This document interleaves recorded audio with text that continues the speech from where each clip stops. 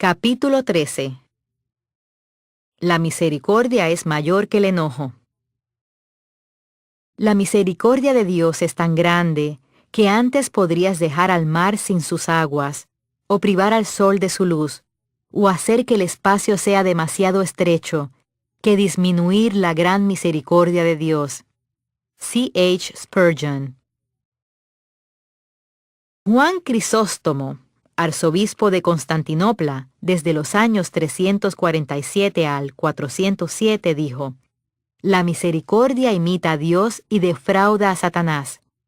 Cuando recibimos misericordia de parte de Dios o damos misericordia a otros, eso siempre defrauda a Satanás, porque su meta es mantenernos creyendo que Dios está enojado con nosotros y que nos enojemos con otras personas. Dios es misericordioso. Su misericordia es grande y es nueva cada día. Su misericordia es mayor que su enojo. Puede que recuerdes que en la introducción de este libro dije que Dios puede enojarse y se enoja, pero Él no es un Dios enojado. Su ira es contra el pecado, pero ofrece misericordia a los pecadores. Vuelve, apóstata Israel.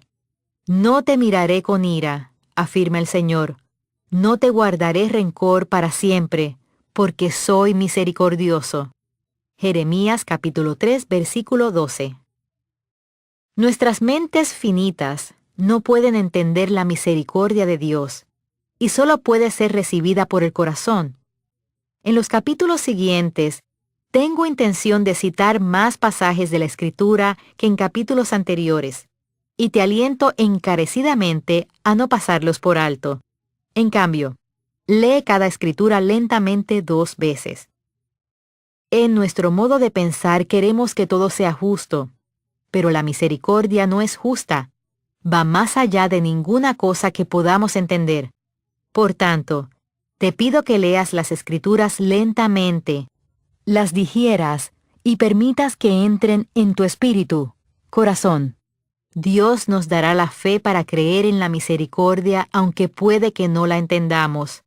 No hay manera de explicar por qué un Dios justo y sin pecado decidiría no castigar a quienes lo merecen, sino en cambio darles gracia, favor, bendición, perdón y amor, todo lo cual surge de su misericordia. Pero podemos estar agradecidos de que lo hiciera. Porque un momento será su ira, pero su favor dura toda la vida. Salmos capítulo 30, versículo 5, RVR 1960. Quiero repetir que Dios sí se enoja ante el pecado, la injusticia y nuestra necedad, pero su naturaleza y carácter no son los de un Dios enojado. Quizá pueda explicarlo de este modo. Mi padre era un hombre enojado, y enseguida castigaba a las personas por cada diminuta infracción de sus reglas. Estar cerca de él hacía que mi madre, mi hermano y yo nos sintiéramos temerosos, nerviosos, tensos, culpables y condenados por algo todo el tiempo. Aunque intentábamos muy duro hacer lo que él quería, era imposible, porque sus reglas eran demasiadas y cambiaban frecuentemente. Vivíamos en una atmósfera en la cual constantemente esperábamos el castigo. Mi esposo Dave no es un hombre enojado. Puede enojarse si yo hago algo realmente necio o le hablo irrespetuosamente, pero solamente dura un momento. Dave sabe que mi personalidad es un poco guerrera a veces y que lamento cuando me comporto mal, de modo que él me muestra misericordia y siempre está dispuesto a perdonar la fechoría y regresar a la paz. Tratar con una persona enojada es muy distinto a tratar con alguien que puede enojarse, pero no tiene deseo alguno de permanecer enojada. Dios se deleita más en su misericordia que en su ira. Dice Daniel Fuller en The Unity of the Bible, la unidad de la Biblia. Por tanto, a fin de mostrar la prioridad de su misericordia, Él debe situarla sobre el telón de fondo de su ira. ¿Cómo podría aparecer plenamente la misericordia de Dios como su gran misericordia a menos que fuese mostrada a personas que estuvieran bajo su ira y por tanto solo pudieran pedir misericordia. Sería imposible para ellos compartir con Dios el deleite que Él tiene en su misericordia, a menos que vieran claramente lo horrible de la potente ira de la cual se deriva su misericordia. No necesitamos misericordia solamente una vez en nuestra vida o en ocasiones, sino que la necesitamos frecuentemente. Gracias a Dios que su misericordia es abundante y está disponible en todo momento. Den gracias al Señor, porque Él es bueno. Su gran amor perdura para siempre. Salmos capítulo 136, versículo 1. El Salmo 136 contiene 26 versículos, y cada uno de ellos termina con la frase, su gran amor perdura para siempre. Tú y yo nunca podremos hacer tanta maldad para que no quede misericordia para nosotros. Donde abunda el pecado, la gracia, misericordia, abunda mucho más. Romanos capítulo 5, versículo 20. Dios está más dispuesto a perdonar que a castigar. La siguiente historia es un maravilloso recordatorio de esto. Una lluviosa tarde, una madre iba conduciendo por una de las calles principales de la ciudad. De repente, su hijo Mateo habló desde su posición relajada en el asiento trasero. «Mamá, estoy pensando en algo». Ese anuncio normalmente significaba que él había estado pensando en algún hecho durante un rato y ahora estaba listo para exponer todo lo que su mente de 7 años había descubierto. Su madre estaba deseosa de escuchar. «¿Qué estás pensando?», le preguntó. «La lluvia es como el pecado, y los limpiabrisas son como Dios que quitan nuestro pecado». Ella respondió, «Eso es realmente bueno, Mateo». Pero le entró curiosidad y se preguntaba cómo tomaría Mateo esa revelación, así que le preguntó, «¿Has notado cómo sigue cayendo la lluvia? ¿Qué te dice eso?». Mateo no dudó ni un solo instante en su respuesta. Nosotros seguimos pecando y Dios sigue perdonándonos. El Señor es clemente y compasivo, lento para la ira y grande en el amor. El Señor es bueno con todos. Él se compadece de toda su creación. Salmos capítulo 145, versículos del 8 al 9. ¿Qué estás mirando? Es importante apartar nuestra mente del camino que tenemos a nuestra espalda. Cuando vas conduciendo en tu auto, ¿qué sucedería si pasaras tanto tiempo mirando por el espejo retrovisor como el que pasas mirando a la carretera por delante? Supongo que te chocarías con algo. Hay momentos en que es adecuado mirar atrás en la vida a fin de evaluar lo que hemos aprendido y utilizarlo para obtener la máxima ventaja. Hay momentos en que disfrutamos al mirar atrás para recordar. La experiencia es una buena maestra, y mirar atrás es sabio. Pero si miramos atrás demasiado, entonces no mantendremos nuestros ojos en la carretera que tenemos por delante. Igualmente, si nos enfocamos en nuestros errores del pasado, las malas decisiones y opciones, entonces nos estamos quedando en el pasado, lo cual normalmente no es útil en el presente. Todos cometemos errores, fallamos y pecamos, pero la misericordia de Dios es nueva cada día. Como la misericordia es un regalo, no puede ganarse ni merecerse de ninguna manera, solo puede recibirse por la fe. A fin de recibir misericordia para las cosas que están atrás, y cualquier momento aparte del que vives actualmente está detrás de ti, debes apartar tu mente de los fracasos del pasado y ponerla en Jesús. Pablo nos enseña en Hebreos que debemos apartar la vista de todo lo que nos distrae y ponerla en Jesús. Hebreos capítulo 12, versículo 2. Cuando oras, ¿tienes comunión con tu pecado o con Jesús? Podemos pensar tanto en lo que hemos hecho mal que no veamos la increíble misericordia de Dios. Lo que miremos en nuestro corazón es muy importante. ¿Cuánto tiempo pasas meditando y sintiéndote mal por tus faltas, debilidades, fracasos y pecados?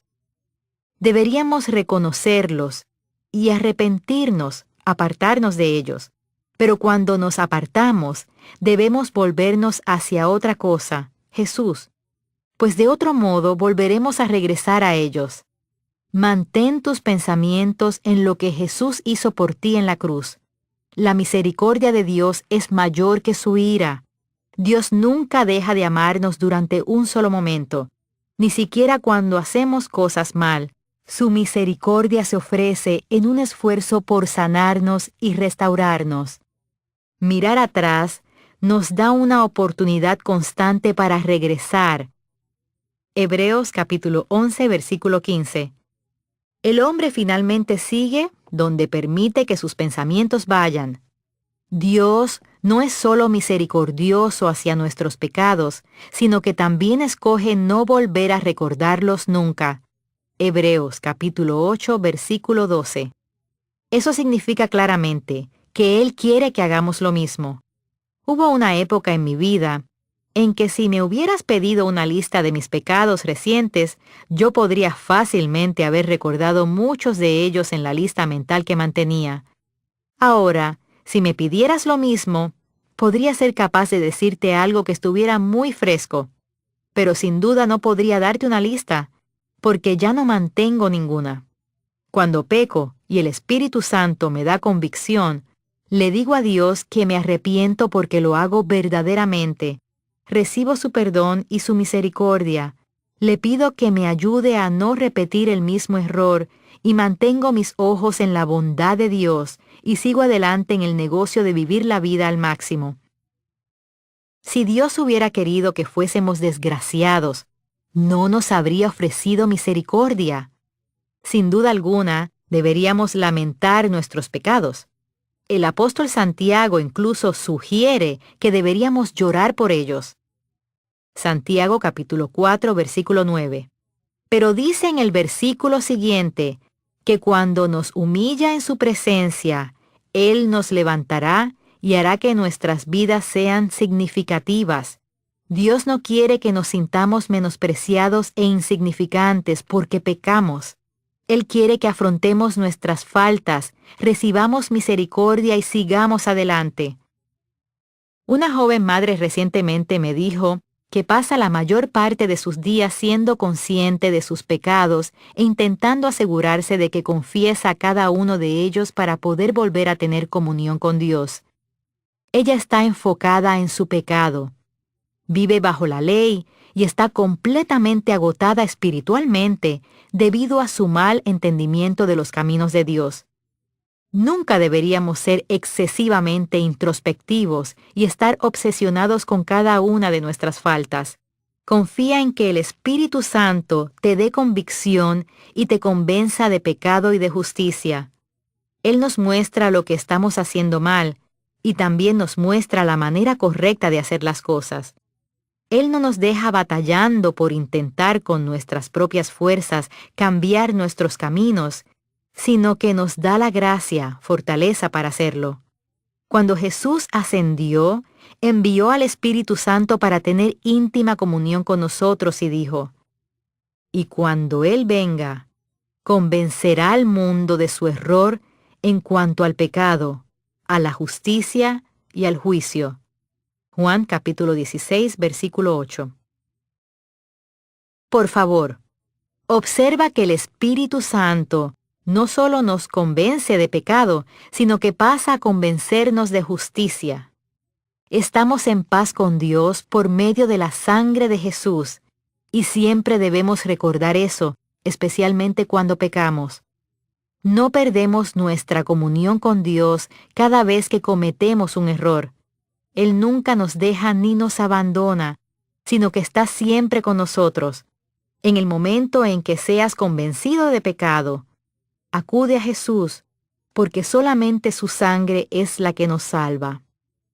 A riesgo de ser acusada de herejía, déjame decir que creo que con frecuencia estamos demasiado preocupados por nuestro pecado. Quizá le damos más importancia de la que le da Dios. Él ya ha provisto una solución para el pecado. El pecado no es un problema para Dios, porque Él es capaz de perdonarlo, olvidarlo y ofrecer misericordia al pecador. El pecado solo es un problema para nosotros si continuamos en él después de que se nos haya mostrado que lo horrible de él. Si nos negamos obstinadamente a alejarnos de él, entonces nos consumirá. La gracia de Dios sale a nuestro encuentro, pero nunca nos deja donde nos encontró. Por tanto, dejemos lo que queda atrás y sigamos adelante. El apóstol Juan dijo algo que me indica que el pecado puede ser tratado más fácilmente de lo que con frecuencia imaginamos que puede serlo. Mis queridos hijos, les escribo estas cosas para que no pequen. Pero si alguno peca, tenemos ante el Padre a un intercesor, a Jesucristo el justo. Primera de Juan, capítulo 2, versículo 1. ¡Qué glorioso versículo de la Escritura! Desde luego, nuestro deseo debería ser no pecar, pero si pecamos, Dios ya se ha ocupado de ello. Podemos mirar a Jesús, quien ha sido y es perfecto en nuestro lugar.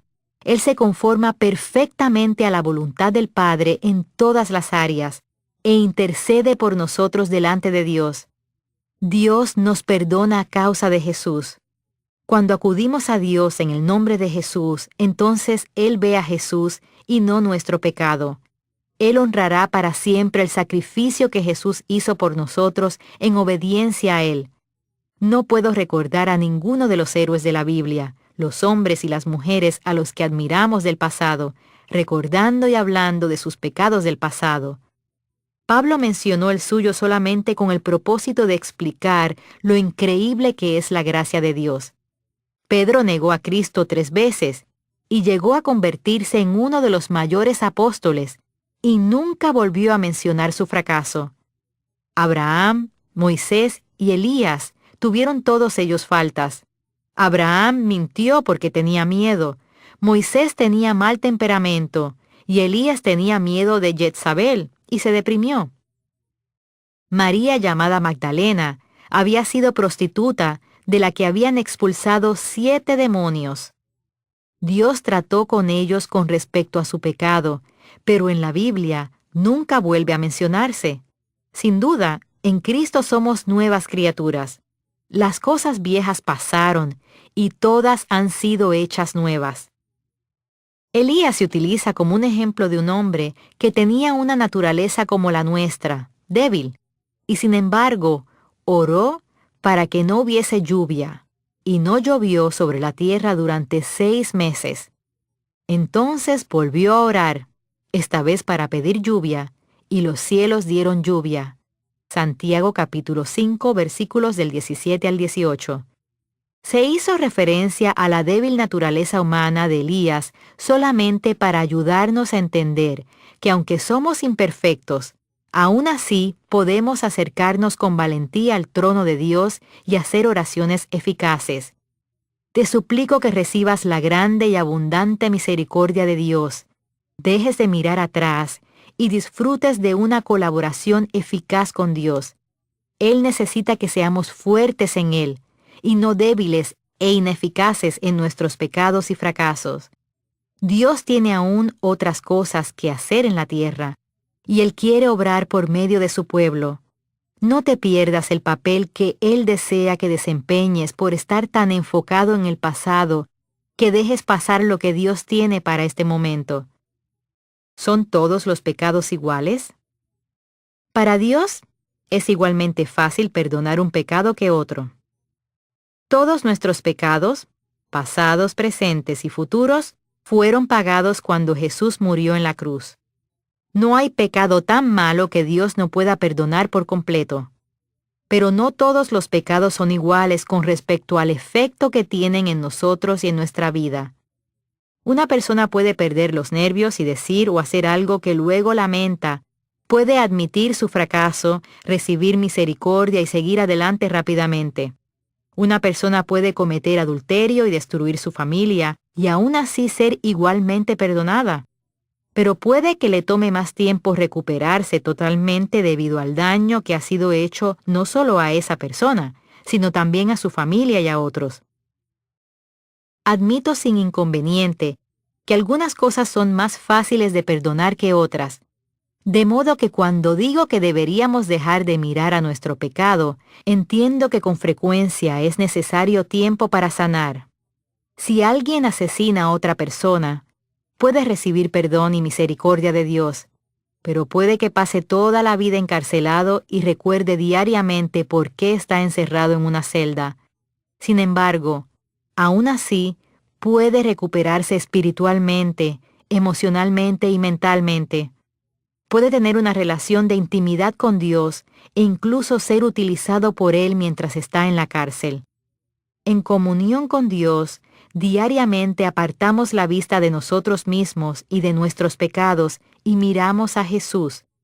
Una persona puede pasar toda su vida en la cárcel por un crimen que cometió, y aunque está en una prisión física, puede ser libre espiritualmente, mentalmente y emocionalmente mediante la gracia, el favor, el amor, el perdón y la misericordia de Dios.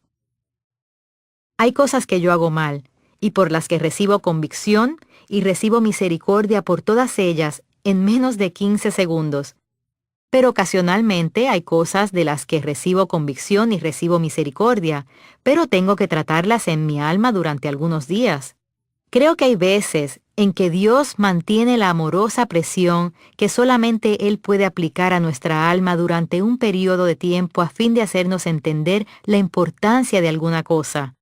Si tu hijo derrama descuidadamente su leche cada noche en la mesa de la cena, podrías finalmente quitarle sus privilegios de juego durante un día a fin de hacerle entender que necesita tener más cuidado.